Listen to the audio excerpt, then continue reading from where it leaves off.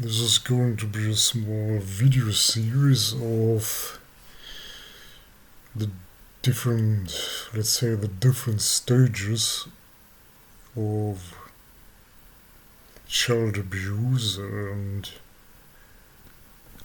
what comes after the child abuse. Hopefully, this is going to be an after. So, again, I have to excuse my lousy English and mistakes, which I probably even make in my native language. I'm not such a good speaker, but yeah, these. I want to approach this subject in a way that is understandable for others, and I'm not capable,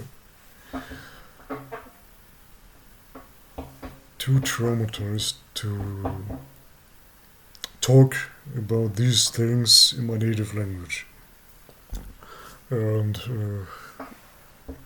that's also where I wear headphones, just to have some white noise and yeah, just something additional to give me some more strength to get through this video. It's probably going to be very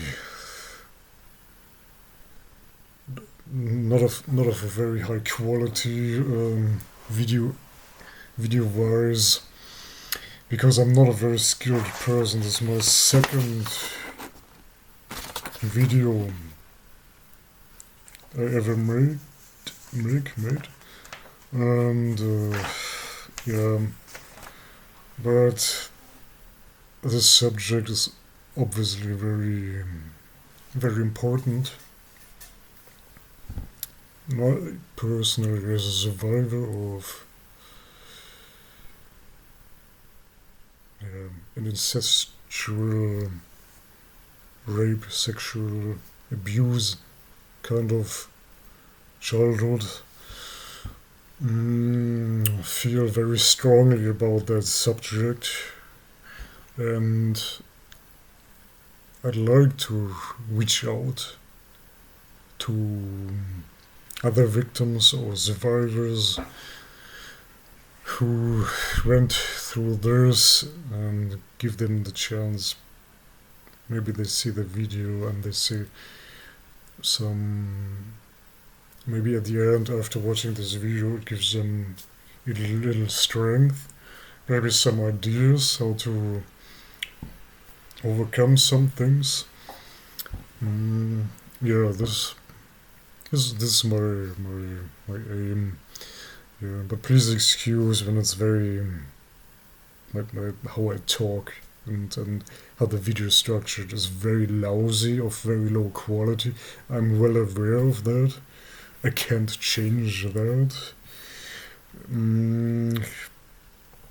But I still want to share this experience, and even though there might be a lot of people who might make fun of this and think, oh, this is cringy or whatever, but this video is not for those people. I don't care. And the subject is too important not to talk about. I want to show strength. Not everyone is capable of talking about these things. Yeah, it takes a lot of energy to talk about this, and there's also quite a significant taboo for men to talk about a man being a victim of sexual violence, being touched in ways they don't want to, because there's this let's say social construct that man is some let's say mystical creature that is only strong and emotionless and has always uphold a strange, real toxic mask of strength. But strength is a misunderstood concept. Yeah? It is not strong to show, to try to impress others, to try to make others believe you're something else, or to even care what others may think of you. This is not strength, this is weakness. Yeah. It is also not the end of the world. Yeah. But this is a very big taboo in our society to talk, for men to talk about these things. Yeah, having been yeah, let's name it what it is.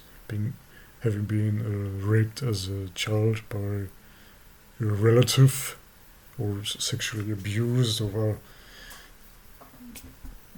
the big part of the childhood, and physically abused for as long as I can think.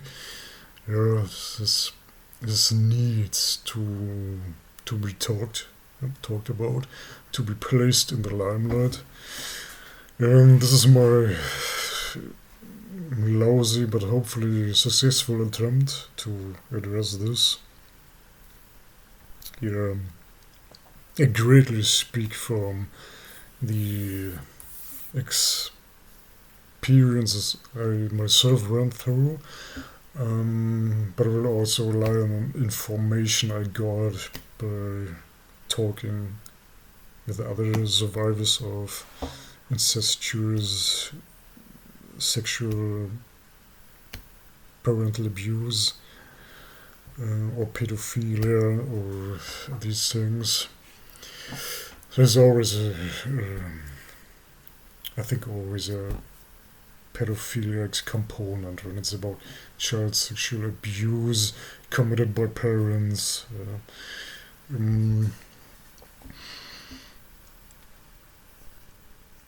Yeah, I don't know. I'm trying to segment into 3 or at least 2 videos.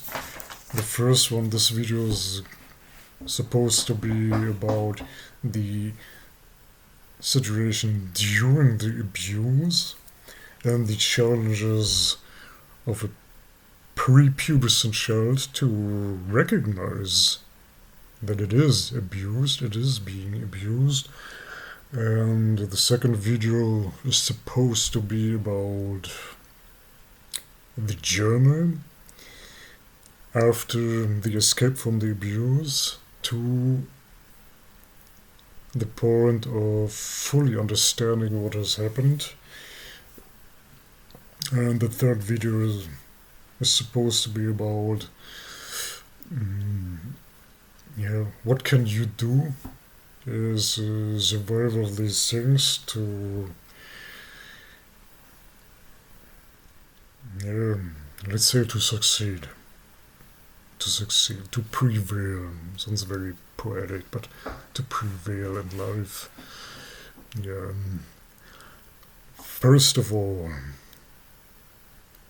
let's start it as it is. If you are a victim of sexual abuse as a child, you're severely abused as a prepubescent child, your survival rate and later your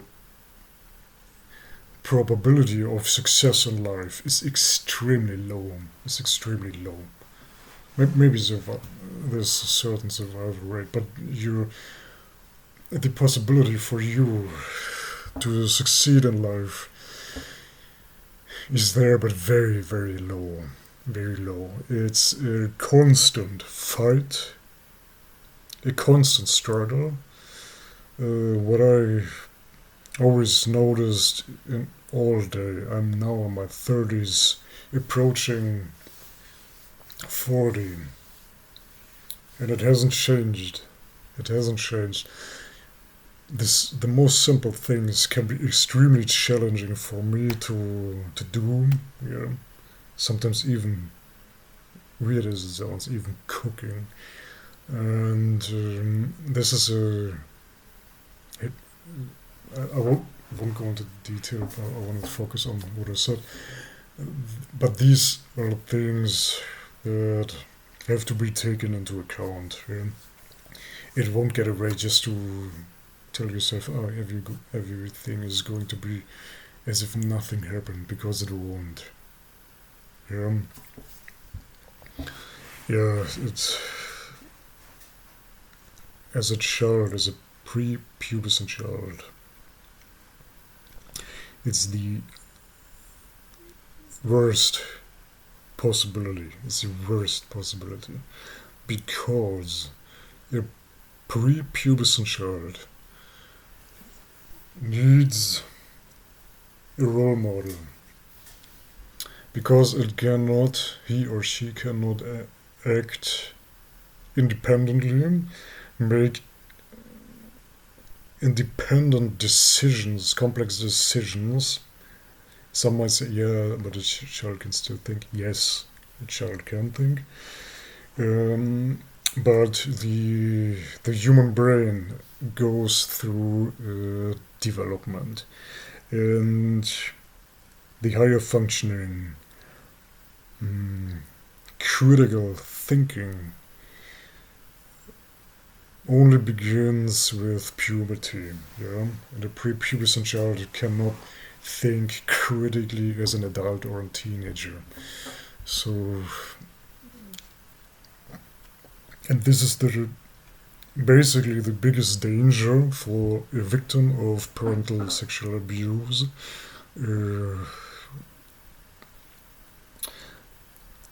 And I know this because I myself, I wasn't capable of realizing as a child that the things that has been done to me, that they are not normal, that they are not what parents should be like.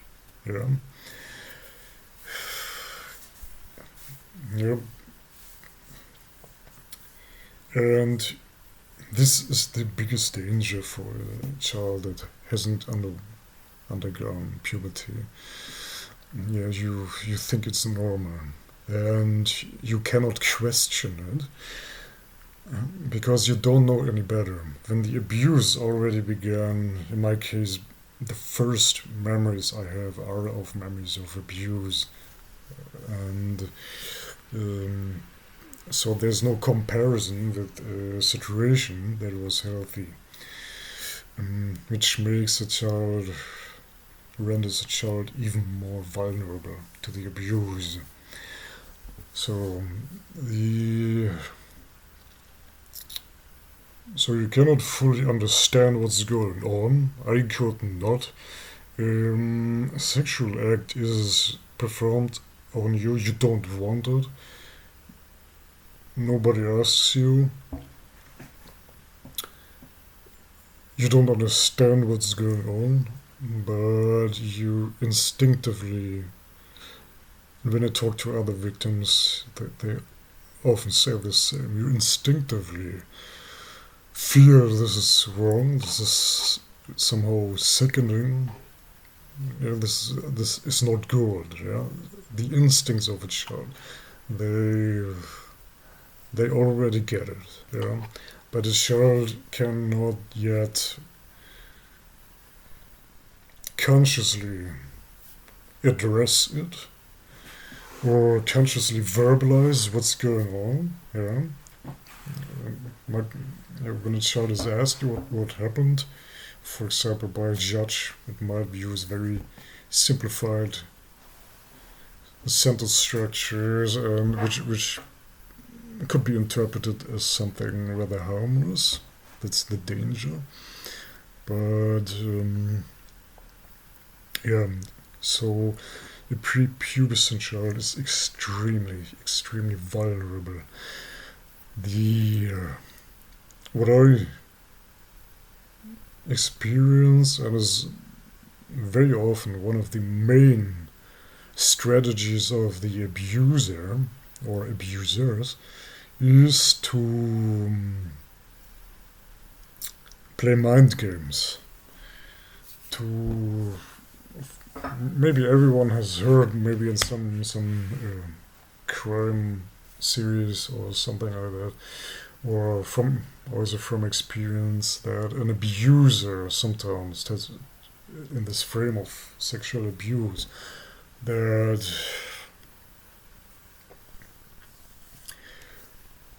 the criminal tries to tell the victim, if you talk,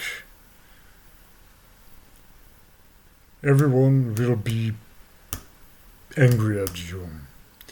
They will. This is the most popular strategy, manipulation strategy, or tactic. I can't distinguish those two here. Manipulation tactic to prevent the child from talking to others. Yeah. Yeah. If you talk, something bad is going to happen, or if you talk, you're going to be the bad person, which sadly is very efficient with a child that has not undergone puberty.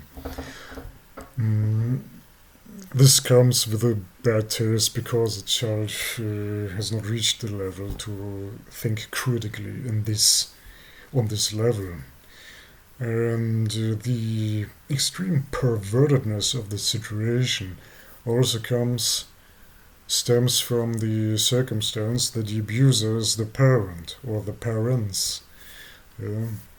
Despite the stereotype, mothers can also be sexual abusers. Yeah, not just the man.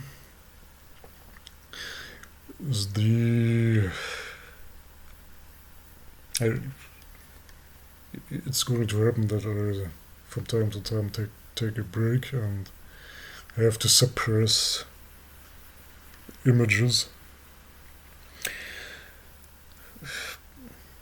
The perversion comes from the circumstance that it's the parents and the child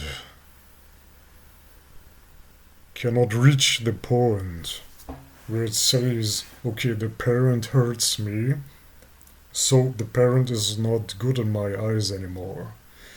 This is something a prepubescent child. I actually never heard of a survivor story where the survivor, before hitting puberty, realized or made this mental connection. Yeah. It's always the child will trust the parent while being abused. This is perverted as it sounds, disgusting as it sounds. It is. Yeah, so the child ends up in an extremely vulnerable situation. It still somehow trusts the attacker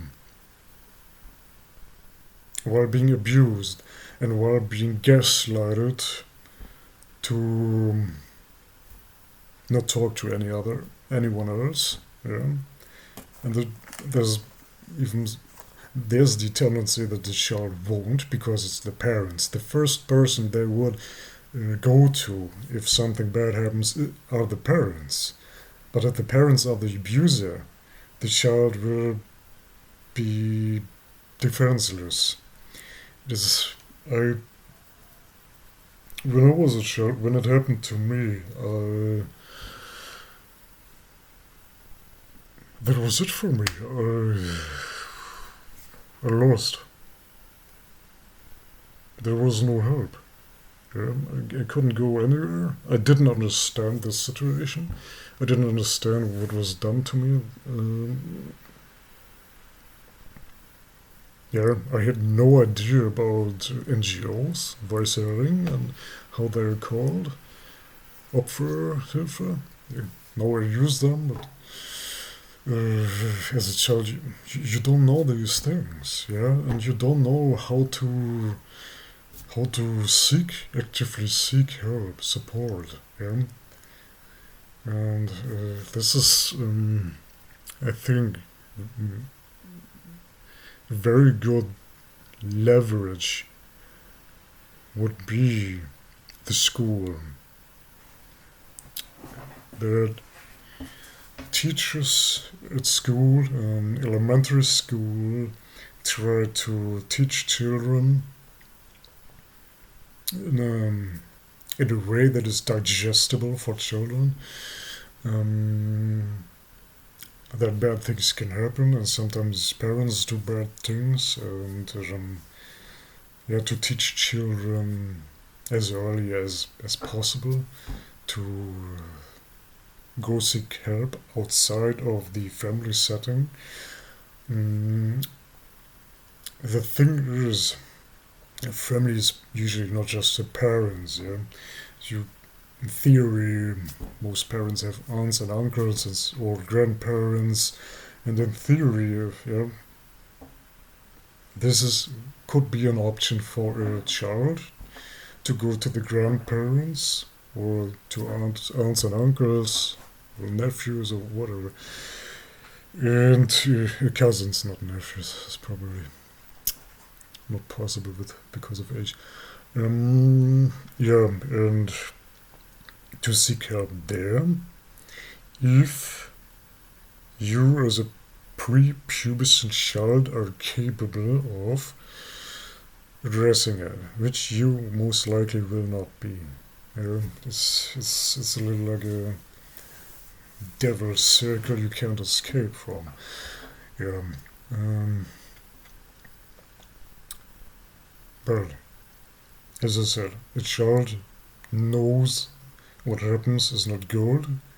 It will feel sad, upset, confused, doesn't know what's going on because as a child I couldn't understand what was going on.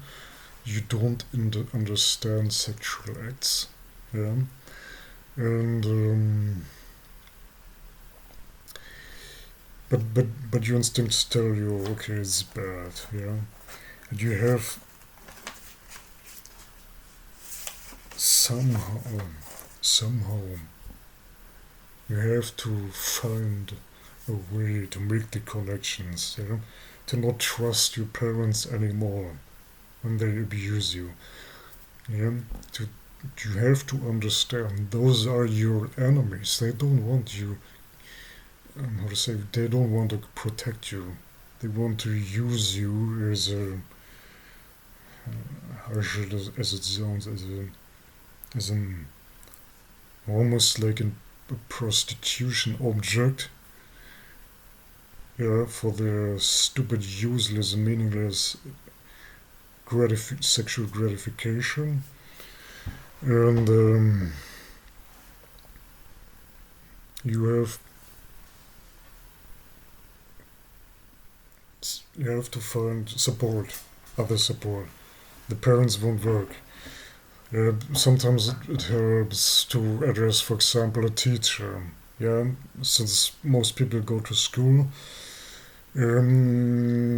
this could be an address, and the advantage is teachers or people with an education background have the advantage that usually when they learn their trade, they also learn at some point or the other how to address when a child approaches them and says, "Mommy and Daddy hurt me" or something like this, or how to address the overall situation. Yeah, this is an advantage because they they know what to do. They are trained. Yeah. What I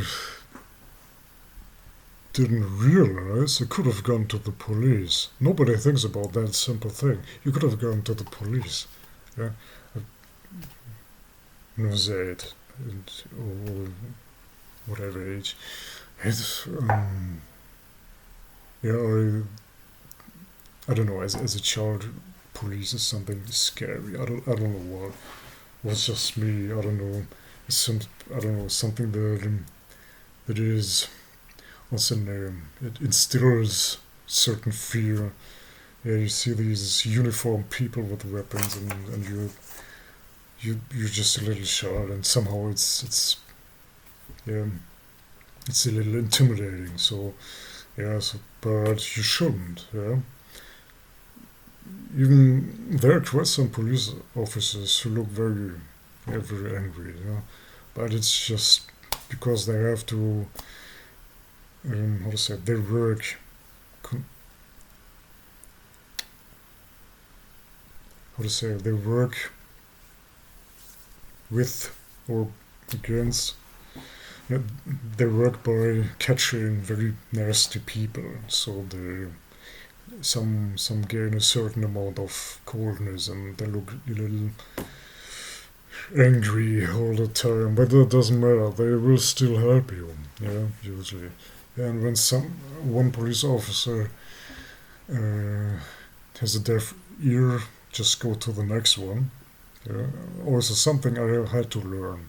Yeah, just don't give up at the first sign of resistance. Yeah, just go to the next until you get the help you need.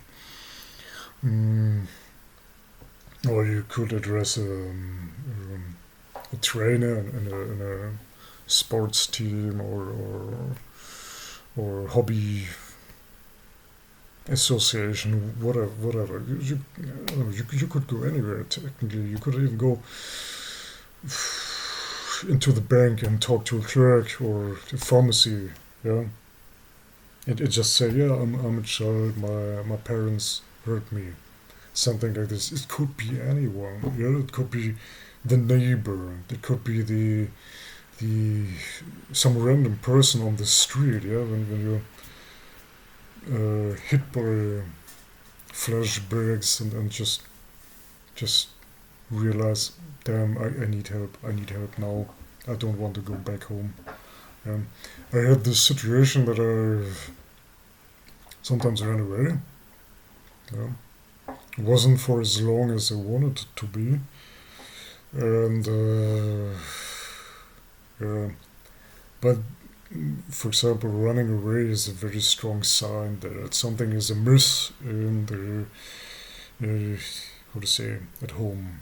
Yeah, children usually don't run away when the parents are nice.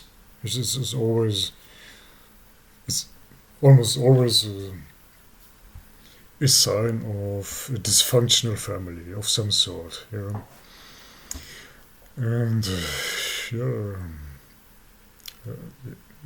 those are some symptoms, and I didn't really understand why I wanted to run away, and because you can't as a child. Yeah, but you understand you want to run away because you are made to feel bad at home. Yeah, there are people at home who hurt you. Yeah, so yeah, the it's the big challenge and the nasty part of the business. A prepubescent child cannot fully understand the absolute evil of parents who rape the child, or in any other way mistreat the child. Yet the child cannot fully comprehend this. Yeah. And this gaslighting is especially nasty. It's not just especially damaging when the parents do it, because it completely undermines the primal trust a child is supposed to grow, to trust other people. It all this gaslighting. It's you fault. It's when you talk, people are going to be mad with you. You are the bad person. Something like this. It it completely messes with the child. And yeah, and this is the root, I think, of one root of self-esteem issues. There are some other symptoms next to, for example, running away, or yeah, I example, I for example acted out.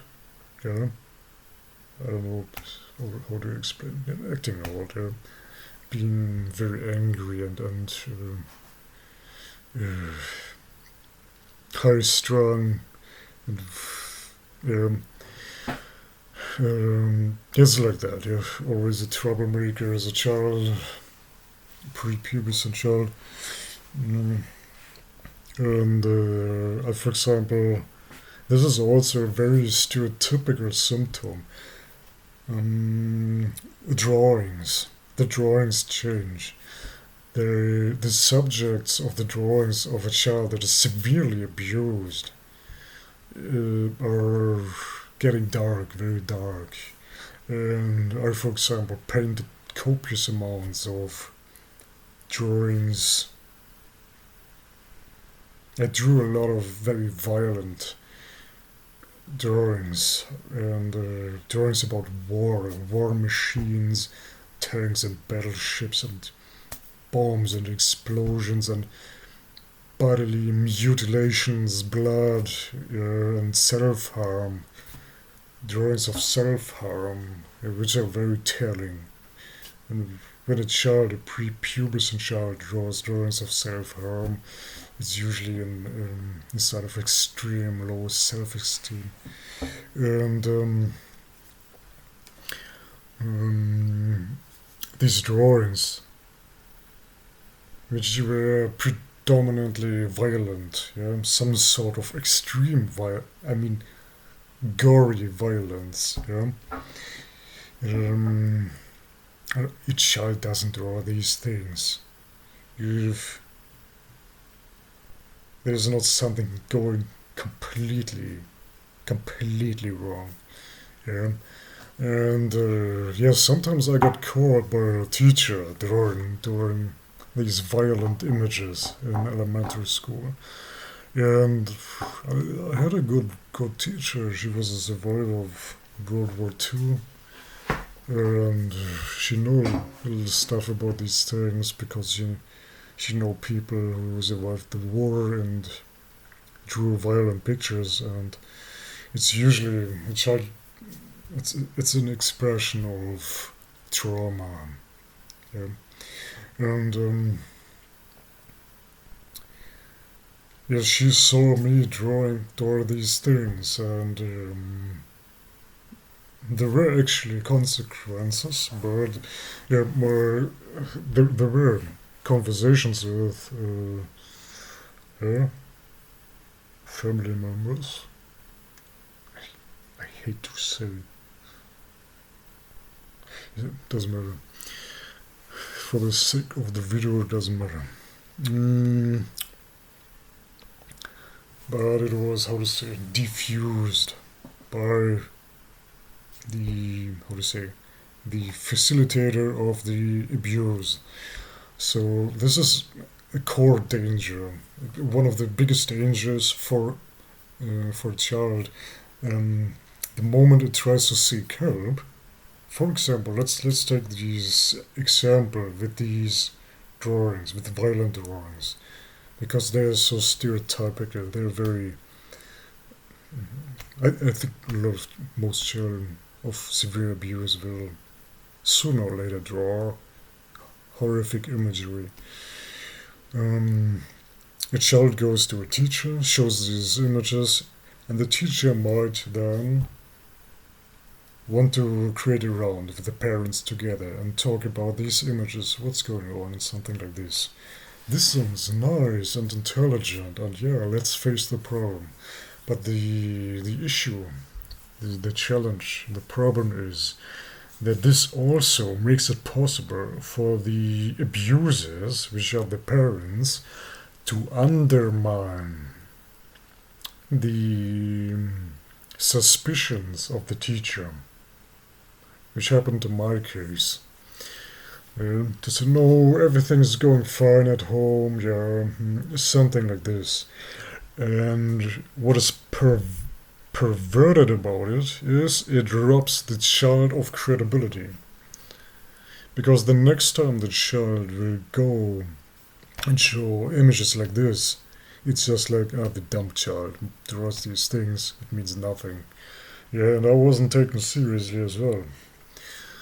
Uh, and this is also a thing. There's a big. I think everyone knows this phenomenon that adults usually don't take children as serious as other adults. Yeah? It's just a little arrogant. This it's just a child, just goofing around, something like this. But it's extremely, extremely dangerous for this child. Yeah, you just steal, rob credibility from this child, and the child cannot defend itself against it. Yeah, the child might even get frustrated because of that. Yeah? Please listen to me. Yeah, and you as a child just see how the doors are closing. You're trying to get support and help, and you're just seeing these doors closing because no adult is going to believe you. Yeah? And yeah, so this is usually the point where most abuse victims give up. As I said, a prepubescent child has almost zero chances to get help. Yeah, to escape parental rape, abuse.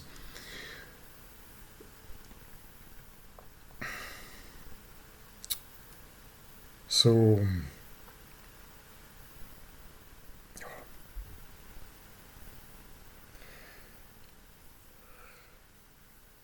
you gotta be strong.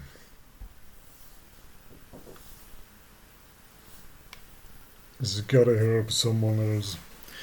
You gotta help someone else. You gotta get it together.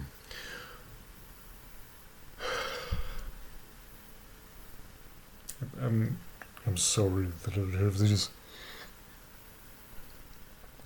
interruptions. Um, every waking second of my life, I'm bombarded with these things,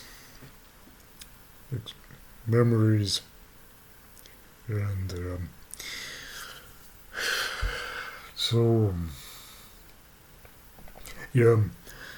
Mm, so the only hope, yeah, for child is to use, maybe even if it cannot verbalize what's happening.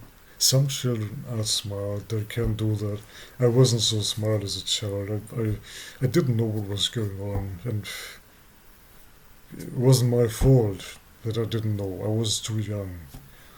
Yeah, and sometimes the abuser wants it that way. Yeah, they intentionally use vulnerable children who cannot comprehend the situation. Yeah, but the child senses it's wrong. Yeah, and somehow the child needs to realize this must be enough. This instinct, something is wrong, and that something has to change.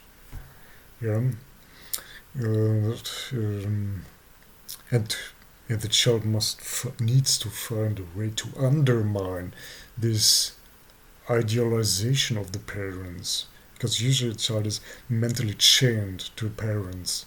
Yeah, it's like, the parents are great, even when they're abused. Yeah, um, somehow the child needs to break this chain, or else the child needs to grow older and hit puberty until the brain grows and gets more complex, and begins to be capable of making more complex critical thoughts. Yeah, to question behavior of others, which a prepubescent child cannot. Yeah, not without support, which is lacking. Um, so yeah, this sometimes my head is twitching, as you just saw, because of the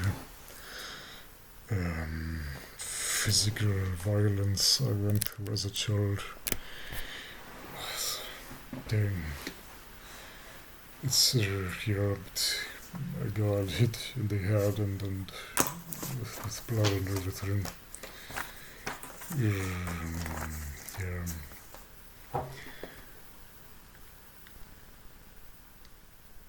So yeah, let's.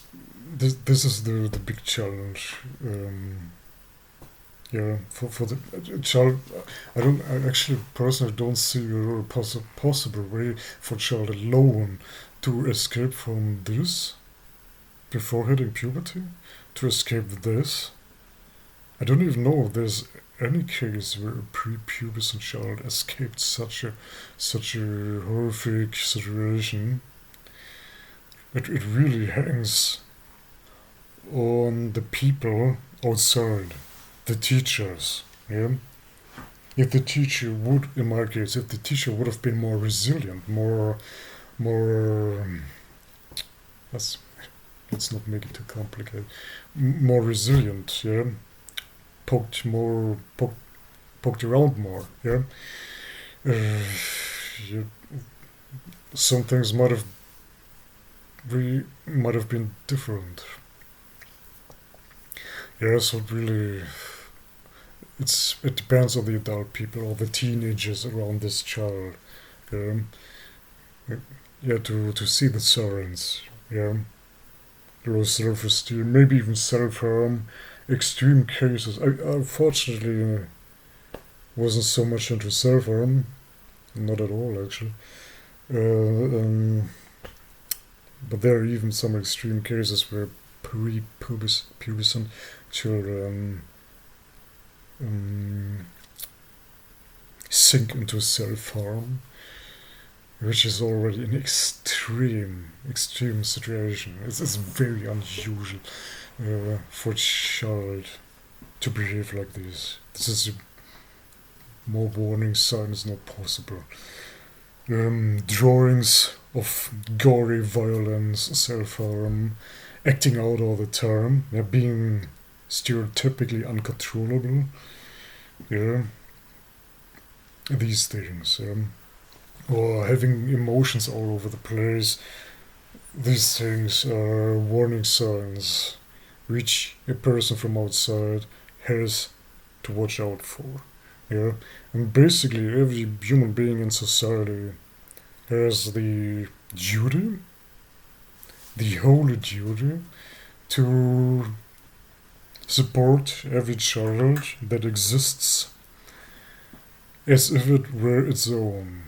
If there's anything bad happening to a child, a complete stranger, I don't know, beaten by a fox in the forest, I don't know, just a random.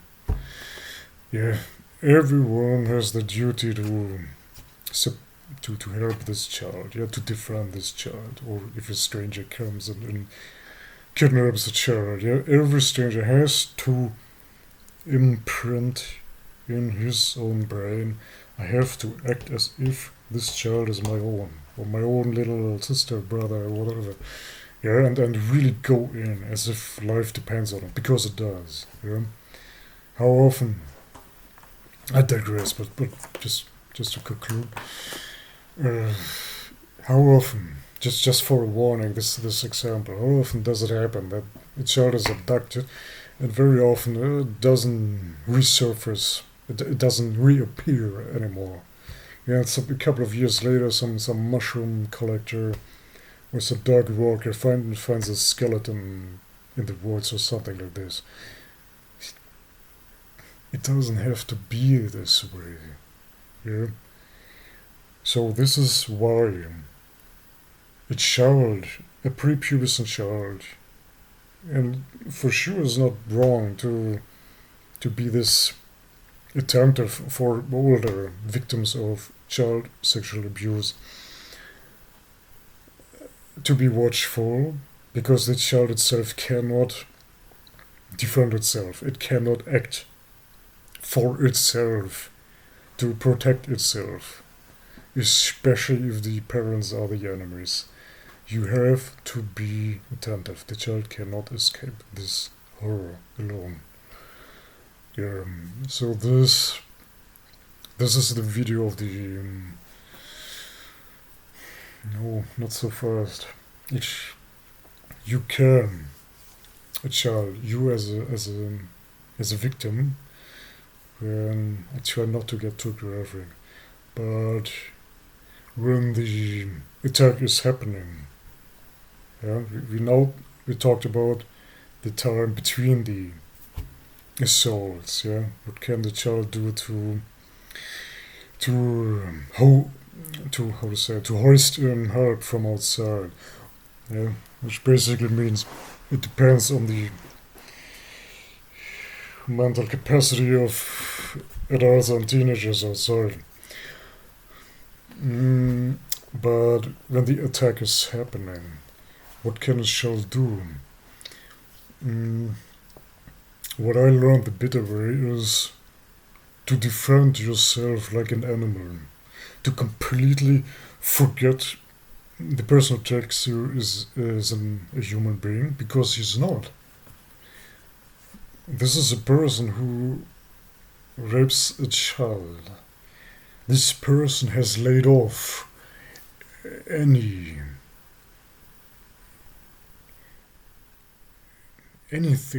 that makes someone a human being. It's just an animal. He or she is just an animal. Yeah? And you have to lay off this idea. You cannot hit back or something like this. You're a child, you are about, someone wants to hurt you in a way that is life destroying, physically or psychologically. I refuse to let arithmetics decide which is worse, because it's both 100% the worst. There's no one thing is worse. It's both. Yeah. So as a child, you should defend yourself. Kick back. Bite. Bite is very efficient. I actually never tried this out as a child, but it's very efficient. Yeah, in my case, my assailant was very violent. And of course, you gotta be realistic. There's a massive discrepancy between body weight and muscle mass or something like this, but it doesn't matter. Biting works, or kicking in the balls, of course, or even rip out the eyeballs. It sounds brutal, but do it. If your parent, if your father rips you, don't give a fuck. He's not your father. He's not your father. He's an animal. You have to mentally frame it like this. He's an animal. He doesn't deserve to be protected in any way. You have your right to defend yourself against every attack, even if it means ripping his eyeballs out or kicking him in the balls. Fight as dirty as possible, because as a child you won't have any other chance. Yeah. Now I twitched again. Yeah, it is like that.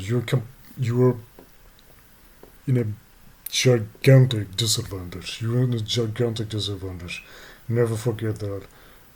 Fight with every measure. If you find something spiky, just slam it in his side, slam it in his neck. If he bleeds out, it doesn't matter.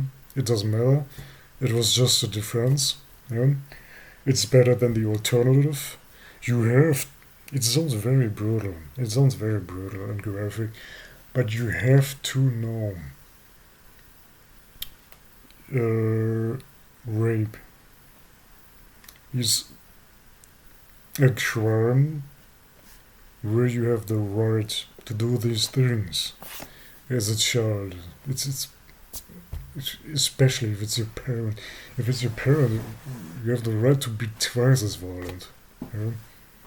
Because it's your parent. Yeah? Yeah? It's a parent who wants to harm you. Yeah, so this makes it just the worst. Or pepper, or it's just hard to get a pepper spray as a child, but use a ball pen or any type of pencil, yeah, an ink pen, and just slam it in some soft tissue or something like this, um, in the eyes. The eyes are nice because they're soft and usually the fight is over. Mm, it's his fault, yeah. But I'm talking about defense for um, rape and attempted murder and something like this. Yeah, I'm not talking about doing these things when I don't know, when there's a normal argument or something like this. I'm talking about violent, vicious attempts on your life as a child. Yeah, you have to lay off everything you've learned, everything. It does not matter. It's just nature law. Just survive. Yeah. No one is gonna be bad about it. No one is gonna judge you. No one is gonna throw you in jail for it because it was a defense. You had no other choice. It's your child. What are you gonna do against, in my case, a 100 kilogram? Don't even want to think about this disgusting person. Yeah, so it's very extreme. It's an extreme life to survive in. If you're lucky, not everyone is lucky enough to survive such a childhood. I was lucky. Actually, I wanted to off me, but I don't even know how I came out of it because I have blackouts.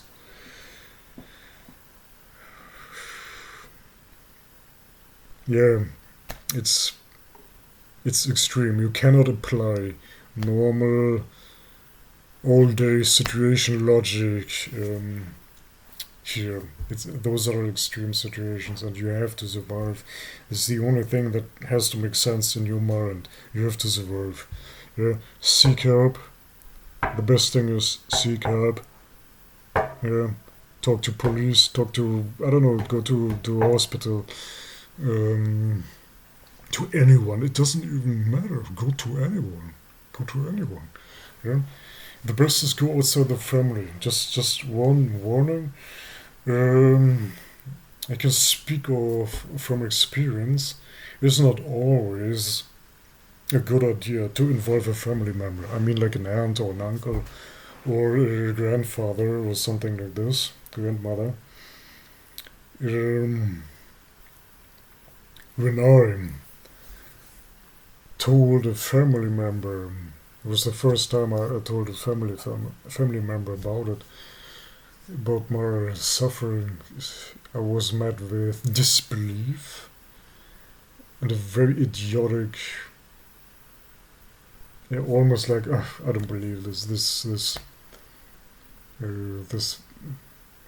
Not arrogant is not the correct word, but this disregarding attitude, which is, I cannot tell you how painful this is, to be met with this attitude. So sometimes it's better to go to complete strangers on the street when there's light out, or to a neighbor. Mm, There's also danger that a family member might then talk to the abuser. And then again, the abusers will try to discredit you. And this is going to make it so much worse because the second time you seek help, it's just, he's playing around. So just, I cannot stress this out enough. Don't stop looking for help until you succeed. And the people who are in your environment, your teachers, your trainers, yeah, they should not ignore it. And just a nice conversation, oh yeah, with the parents, where they say, oh, everything is fine at home, and then this should not be enough to ease away the suspicions. This should not dissolve the suspicions because it's just a couple of minutes conversation. Everyone can fake a happy family in a brief conversation, in 30 minutes. Yeah, it's useless. Only the I always stick with these stories, or only stick with what the child tells you, and take it as truth. Yeah, yeah. This is okay. This is the video about the situation during the abuse before you are free. I don't know if it makes sense, but I hope I've put in some ideas in the basket, even if they sound extreme. But you remember, we're talking about rape and attempted murder and something like this. Take it seriously, because it is serious. You as a child have the right to defend yourself, to live an innocent childhood.